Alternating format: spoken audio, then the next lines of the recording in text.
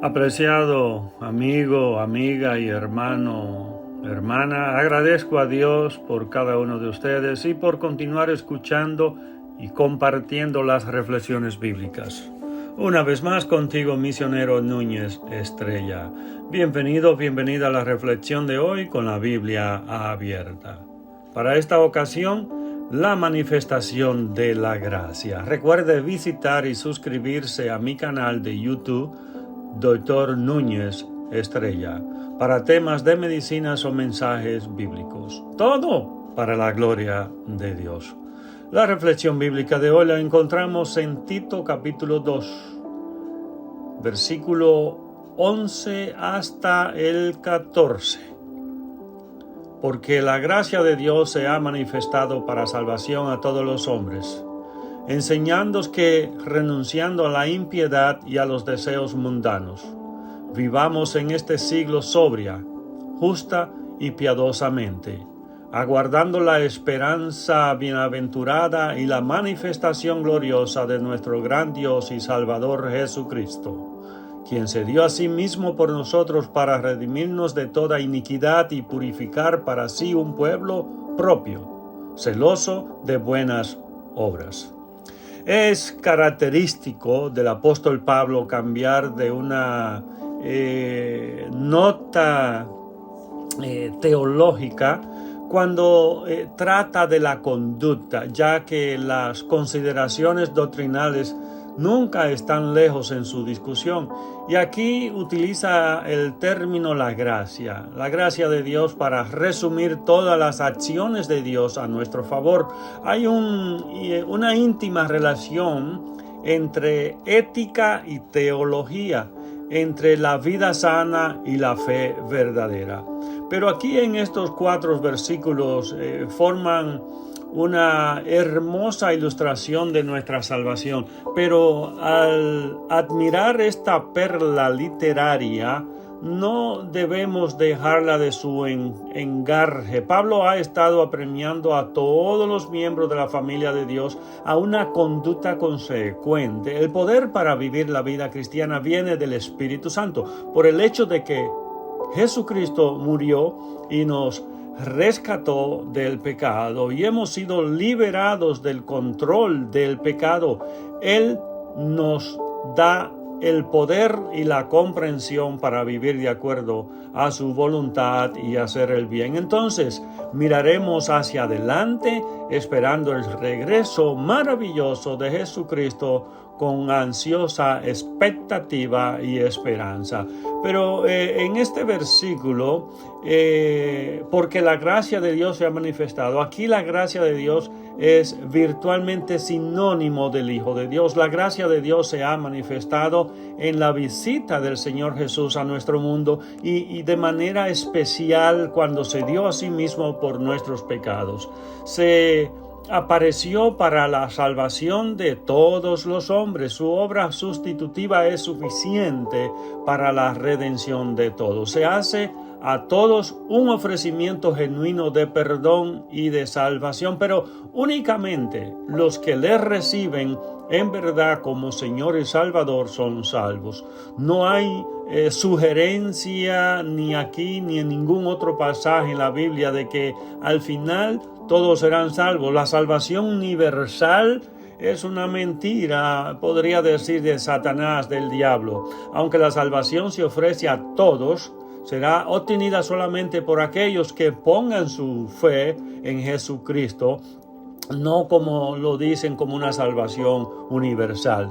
Tienen que poner su fe en el Señor Jesucristo para salvación, como lo dice el Evangelio según San Juan, capítulo 3, versículo 16, que es un pasaje muy conocido por muchas personas. Y este versículo tiene varias grandes verdades. Habla porque de tal manera amó Dios al mundo. Nos dice que la la iniciativa de la salvación pertenece a Dios. Y algunas veces se presenta el Evangelio como si se hubiera tenido que pacificar a Dios y persuadirle para que la perdonara. A veces se presenta a Dios como inflexible y justiciero, y a Jesús manso, amoroso y perdonador. A veces se predica el Evangelio como si Jesús hubiera hecho algo para que se alterara la actitud de Dios hacia la humanidad, para que se viera obligado a cambiar la sentencia condenatoria por la del perdón. Pero este versículo nos dice que todo empezó en Dios. Fue Dios el que envió a su Hijo porque amaba hasta tal punto a la humanidad entera. No habría evangelio ni salvación si no fuera por el amor de Dios. Y Romanos capítulo 3 versículo 22 nos dice que la salvación se obtiene por medio de la fe en Jesucristo. La fe aquí significa una total confianza en el Señor Jesucristo viviente como el único Salvador propio del pecado y la única esperanza que tenemos para ir al cielo. Se basa en la revelación de la persona y obra de Jesucristo tal como se encuentra en la Biblia. Ahora bien, regresando nuevamente a Tito, al pasaje leído del capítulo 2, del versículo 12, no es suficiente renunciar al pecado y a los malos deseos. Debemos también vivir activamente para Dios. La misma gracia que nos da, que nos salva, también nos instruye en la escuela de la santidad.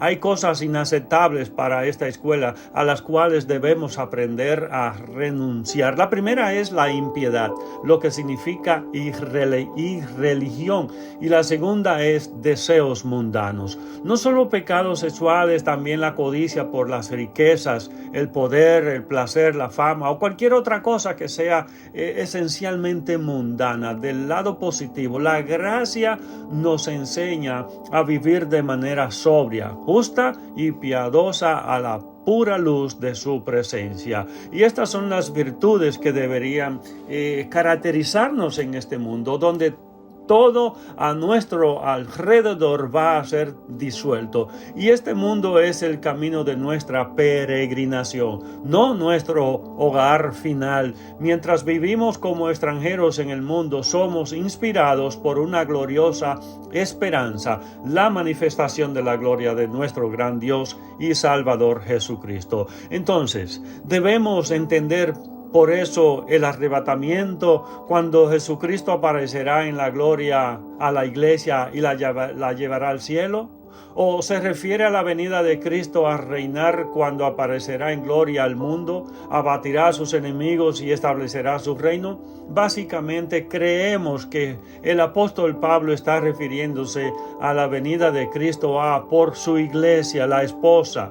Pero tanto si se trata de su venida como esposo o como rey, el creyente debería estar preparado para su gloriosa llegada. Mientras esperamos su regreso, nunca olvidamos el propósito de su primera venida y de su sacrificio de sí mismo. Él se dio a sí mismo no solo para salvarnos de la culpa y pena del pecado, sino también para redimirnos de toda iniquidad. Habría sido una salvación a medias si hubiese sido cancelada la pena del pecado, pero hubiese quedado sin vencer su dominio en nuestras vidas. También se dio a sí mismo para purificar para sí un pueblo de su propiedad, para que le perteneciésemos de manera particular, no al mundo ni a nosotros mismos, y se dio a sí mismo por nosotros, a favor de nosotros, como nuestro lugar para redimirnos, libertarnos de la esclavitud, pagando el precio de su sangre preciosa. No solo somos libres de nuestra sentencia de muerte por nuestro pecado, pero también somos purificados de la influencia del pecado en la medida que crecemos en Jesucristo. En esto debe pensar. Será hasta la próxima en la voluntad de Dios. Que Dios siga bendiciendo su vida junto a los suyos.